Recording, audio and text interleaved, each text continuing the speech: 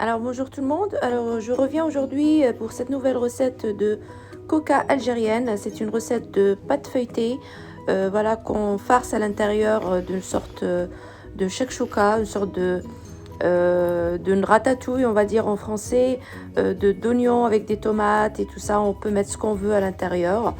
Et voilà, donc, et qu'on met cuire bien évidemment au four. C'est une recette très très connue et qui est vraiment excellente. Donc j'espère que vous allez tous bien. Restez avec moi et je vais vous montrer la liste des ingrédients et toutes les étapes pour réussir à bien votre recette. Alors bonjour tout le monde, j'espère que vous allez tous bien. Donc aujourd'hui je vais faire une sorte de pizza qu'on appelle en Algérie coca. C'est deux pâtes feuilletées auxquelles on va farcir une farce à l'intérieur. Pardon. Donc là j'ai fait une sorte de ratatouille, une sorte de shakshuka. J'ai fait revenir 3 oignons avec un poivron, 2 poivrons verts, un poivron rouge. Et j'ai mis sel, poivre, curcuma, un peu de paprika, sauce tomate concentrée et de la tomate aussi fraîche. J'ai mis 2 tomates fraîches à l'intérieur, sel, poivre, voilà, et puis une feuille de laurier, un peu d'harissa pour après vous voyez vous et vos goûts. J'ai pris aussi du blanc de poulet que j'ai haché finement comme une sorte de viande hachée quoi. J'ai haché vraiment ici sur ma plaque au couteau et j'ai fait cuire aussi dans la, comme vous voyez il est là ça c'est du blanc de poulet, voilà, que j'ai fait cuire à l'intérieur à la fin. Donc dès que vous voyez qu'il commence à avoir un peu de jus, les comment dirais-je, les poivrons ils commencent à être cuits, tout ça, vous jetez votre blanc de poulet haché et vous continuez à l'écraser, à l'ouvrir comme ça avec la fourchette et ça s'ouvre facilement. Donc voilà, vous laissez cuire un petit peu et puis toujours à feu moyen avec un couvercle par-dessus, hein. Le feu pas très très fort, vraiment très très... Moi je le mets là, hein, je le mets vraiment ici pour que ça cuise dans son humidité et que... Là, parce que là je mets pas d'eau, donc il faut que ça cuise dans son jus sans dessécher notre farce et sans comment dirais-je, sans qu'elle crame quoi. Voilà, il faut remuer régulièrement avec un couvercle. Donc là on va préparer notre pâte. Regardez, j'ai éclaboussé de partout, il va falloir que je nettoie tout ça pour préparer ma pâte. Pendant ce temps là ma farce elle est en train de refroidir parce qu'il faut qu'elle soit complètement froide. Alors bonjour tout le monde, alors aujourd'hui pour ma recette de pâte feuilletée, voilà les ingrédients que je vais en avoir besoin. Donc là j'ai pris 500 g de farine, c'est cette farine que j'ai utilisée, c'est ce qu'on achète chez Lidl. Je vais en avoir besoin aussi de 50 g de beurre ramolli que j'ai coupé en petits morceaux, 10 g de sel, 5 g de levure boulangère, une cuillère à soupe de sucre, un verre de lait. Et là j'ai mis aux alentours de 150 g de beurre que j'ai fait fondre pour notre tourage tout à l'heure. Donc là on va commencer notre recette. Là on va mettre le sel sur le côté, on va mettre le sucre, on va tout mélanger et on va mettre notre levure. On va mettre notre beurre aussi.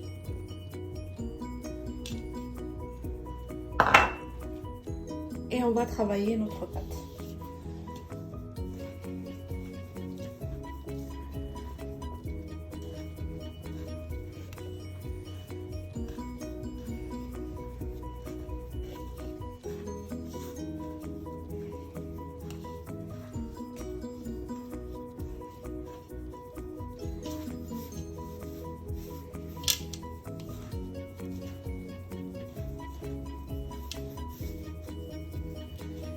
essayer de dissoudre tout le beurre à l'intérieur.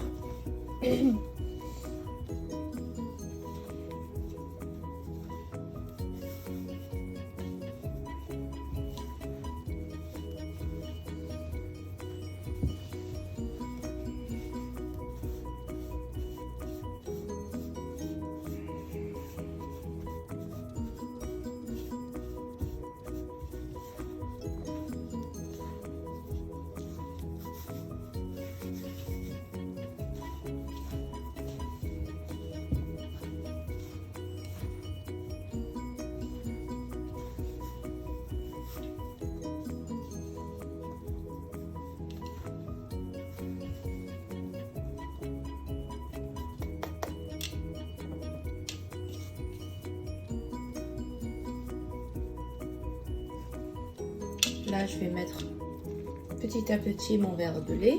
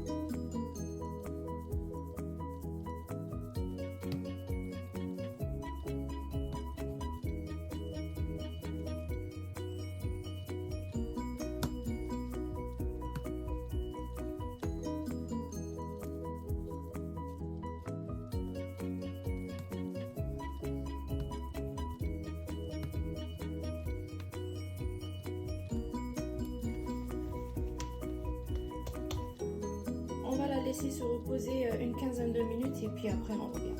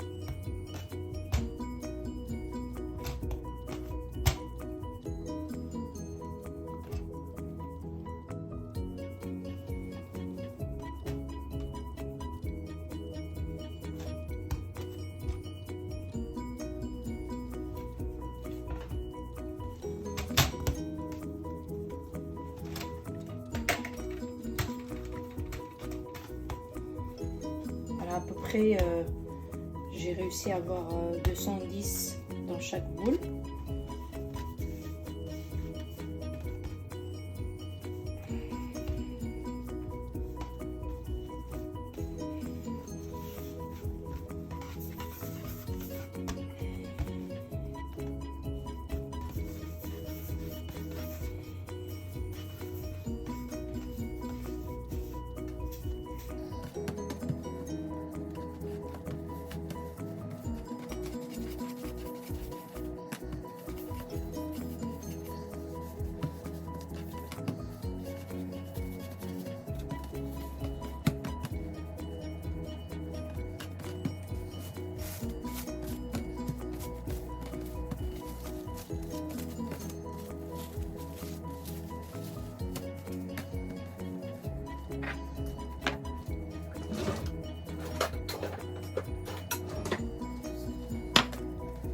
Alors moi aujourd'hui j'ai décidé de faire 2 coca dans 2 plateaux différents. Voilà pourquoi j'ai découpé ma pâte en 4 boules.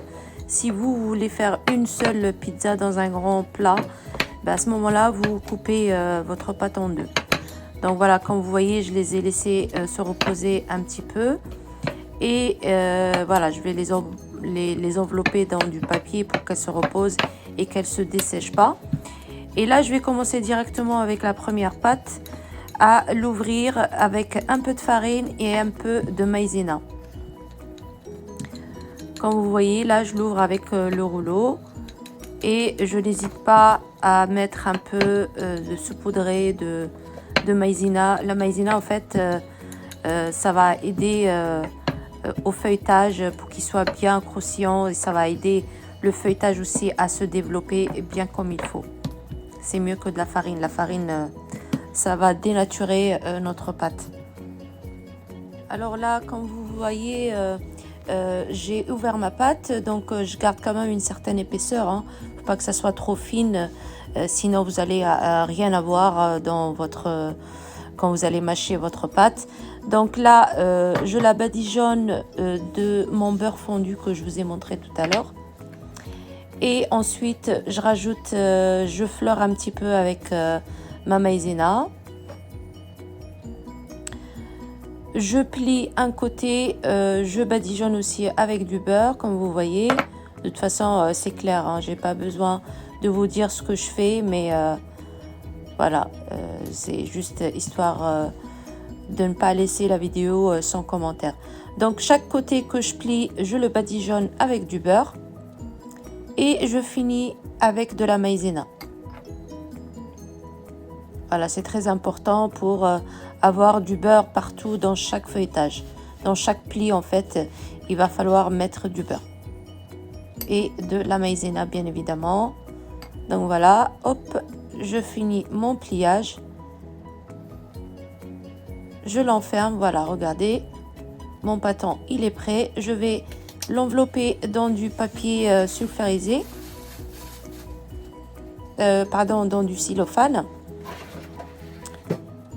et je vais le laisser se reposer. Pendant ce temps-là, je vais attaquer les autres pâtons et ça sera exactement la même méthode. Donc on va passer directement à l'étape suivante pour que la vidéo ne soit pas trop longue. Donc j'ai oublié de vous dire, en fait, une fois que j'ai fini mon pâton de le plier et de le mettre dans un sac en plastique ou du cellophane, pardon, je les ai mis directement un après l'autre dans le congélateur pour que mon beurre durcisse et que ma pâte se repose aussi et que elle se solidifie. Donc voilà, pendant ce temps-là, je finis tous les autres pâtons au fur et à mesure. Et à la fin du 4e pâton, je sors le premier que j'ai mis au congélateur. Et voilà, et je commence à l'ouvrir voilà, petit à petit. Pendant ce temps-là, les autres, ils se reposent dans le congélateur. Donc voilà, donc là, comme vous voyez, je fais le 2e pâton aussi. Et après, on va passer directement à l'étape suivante. Je voulais rajouter aussi un petit détail, si vous avez remarqué. Alors, quand j'ouvre ma pâte, j'essaye vraiment de former un carré ou un rectangle. Voilà, je fais attention d'aller dans tous les côtés pour ne pas déformer ma pâte, pour ne pas faire dans tous les sens, pour que mon pliage il soit vraiment parfait, carré quoi. Donc pour que tous les coins soient vraiment au même niveau, j'aurai pas des pâtes qui dépassent par-ci par-là. C'est très important dans un feuilletage, si vous l'avez remarqué.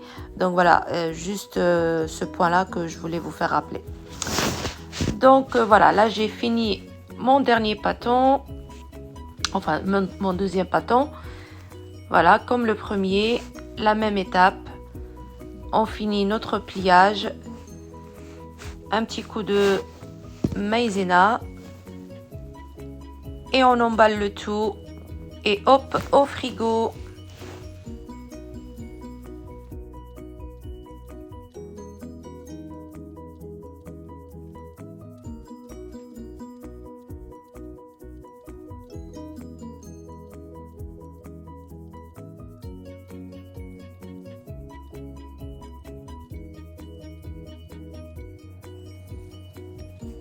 Donc là, je récupère, je sors mon premier pâton que j'ai mis dans mon congélateur. Il est assez bien dur. Donc, comme vous remarquez, vous n'y allez pas directement avec le rouleau. Hein. Donc, essayez de voir exactement comme je fais. Vous appuyez par-ci, par-là, comme je fais là dans la vidéo. À droite, à gauche. Et vous appuyez pour ouvrir un petit peu la pâte tout doucement pour ne pas la déformer en fait. Donc une fois qu'on arrive à maîtriser ça, on est parfait. On peut y aller et ouvrir notre pâte. Bien sûr, n'hésitez pas à fleurer votre plan de travail hein, si vous voyez que ça colle, mais normalement ça ne colle pas. Mais c'est mieux d'effleurer pour avoir la facilité pour pouvoir facilement ouvrir votre pâte. C'est vrai que c'est du travail, c'est pas facile à l'ouvrir, mais c'est comme ça. Tout ce qui est bon, il y a du travail derrière, c'est sûr. Après, vous pouvez très bien réaliser cette recette si vous n'avez pas la patience de faire votre pâte feuilletée. D'acheter votre pâte feuilletée du commerce et faire les mêmes étapes, il n'y a pas de problème. Mais c'est tellement meilleur quand vous la faites vous-même. Ça, il n'y a pas photo.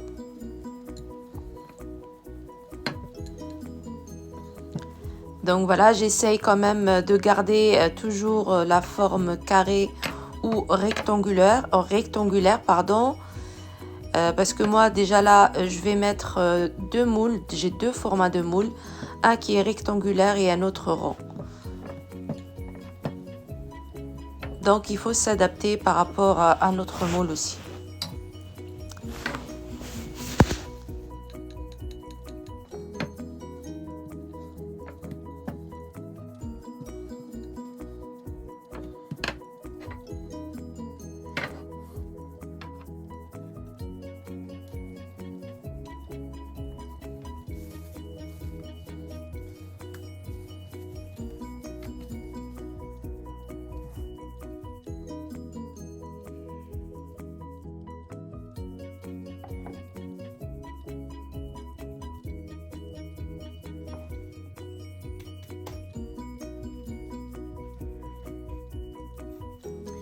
Alors voilà, là j'ai ouvert ma pâte, je l'ai mise directement sur mon moule.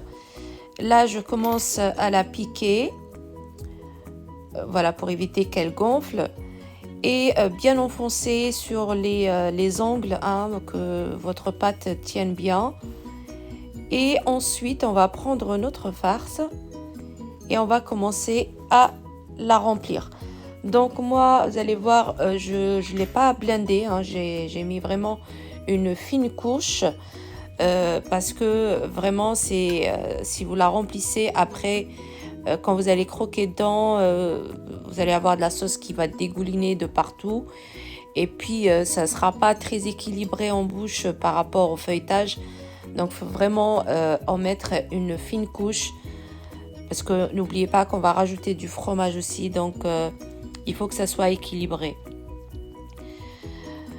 Donc moi ici j'ai choisi de mettre du fromage râpé, je vais mettre de l'emmental et un autre fromage du cheddar.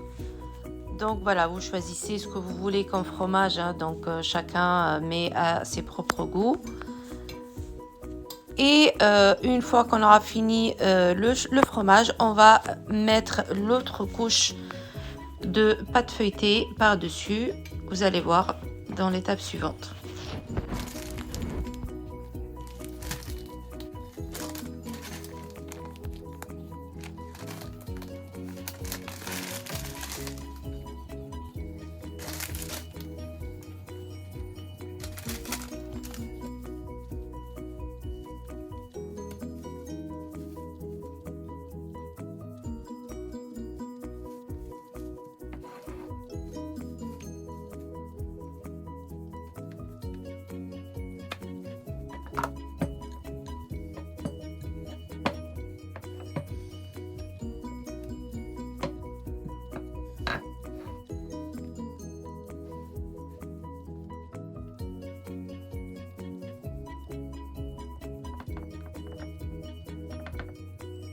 Alors là, comme vous voyez, je viens de positionner la deuxième pâte feuilletée.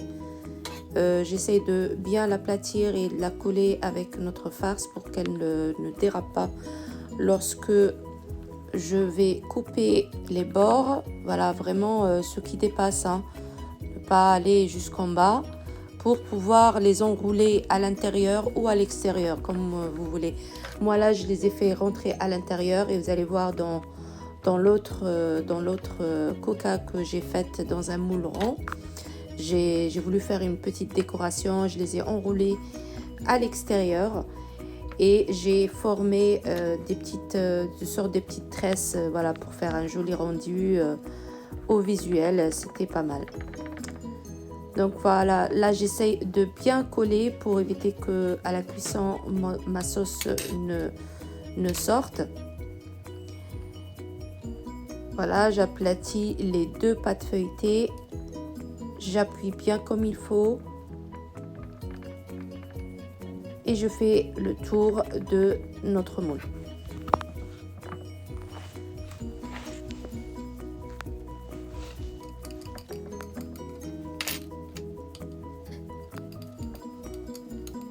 Voilà, vous pouvez le faire à l'aide du dos d'une cuillère ou d'une fourchette ou d'une spatule, ce que vous voulez. Tous les moyens sont bons pour avoir un bon résultat et un joli visuel.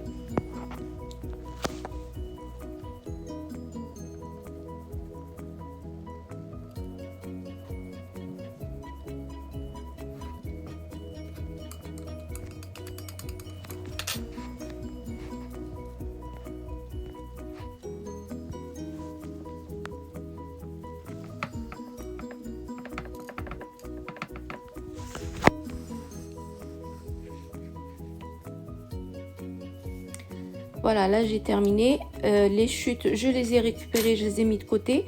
À la fin, il me restait un peu de farce et je voulais pas gaspiller toutes ces chutes. J'ai essayé de les recoller sans les malaxer ou de former une boule, hein. Je les ai aplaties sur mon plan de travail. Bon, j'ai pas filmé parce que c'était pas très joli à voir. Mais j'ai réussi quand même à les souder une à une. Et j'ai pris un petit moule que j'ai en ma possession. Et voilà, j'ai essayé de faire une petite couche en dessous, exactement les mêmes étapes. Et par contre, j'ai fait une sorte de test, j'ai pas mis de fromage à l'intérieur. Et franchement, c'était très très bon. Donc, si vous voulez pas mettre du fromage à l'intérieur, ça sera encore meilleur. Voilà, vous inquiétez pas. Vous pouvez rajouter des olives aussi à l'intérieur dans votre farce. Ce que vous voulez, ça sera très très bon. Donc là, je vais prendre aussi, un petit couteau. Je vais essayer de dessiner, pré-découper, on va dire, ma coca. Voilà, je vais essayer de faire des petits carrés. j'enfonce pas le couteau jusqu'au fond, hein, juste par le dessus, délicatement.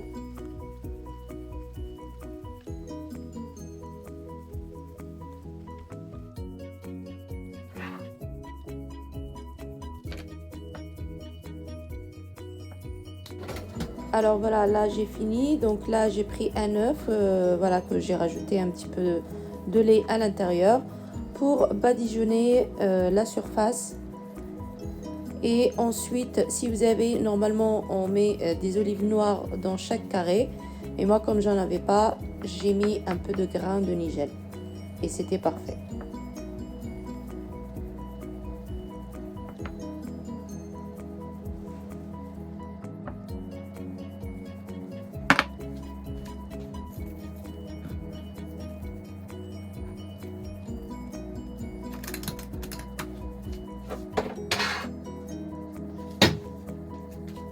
Voilà, une fois terminé toutes ces étapes, j'avais déjà préchauffé mon four à 200 degrés sur chaleur tournante. Voilà, je l'enfourne directement et je termine l'autre coca qui me reste à faire. Donc là, je reprends un autre moule rond. J'ai mis ma pâte feuilletée, ma farce, mon emmental, mon cheddar. Et je termine par la deuxième pâte feuilletée par-dessus et j'enferme mes bords à l'extérieur de ce côté-là, de cette fois-ci-là, pardon, comme je vous l'ai dit tout à l'heure.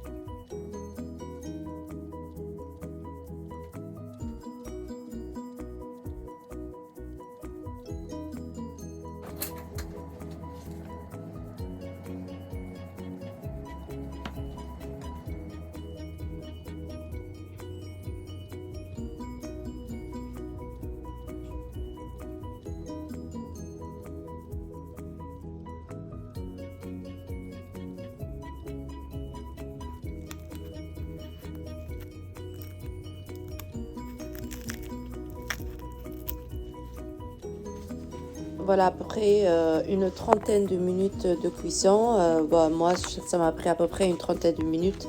À vous de voir selon vos fours.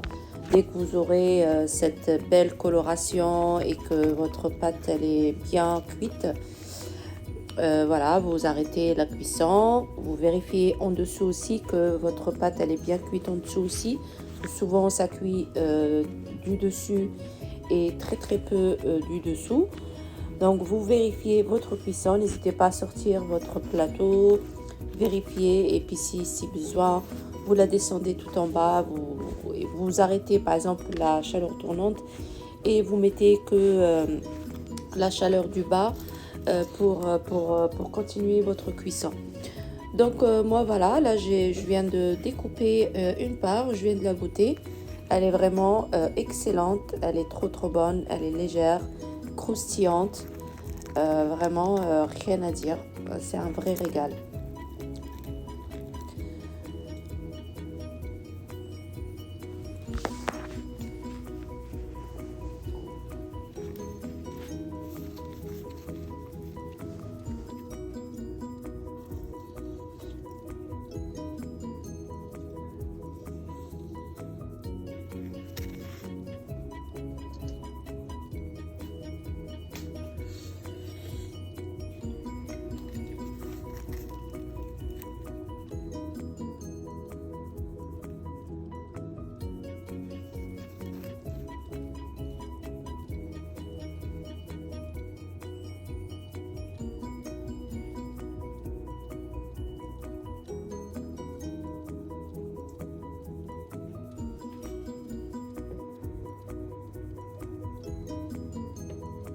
Donc là, voilà, je sors la deuxième qui est parfaitement cuite.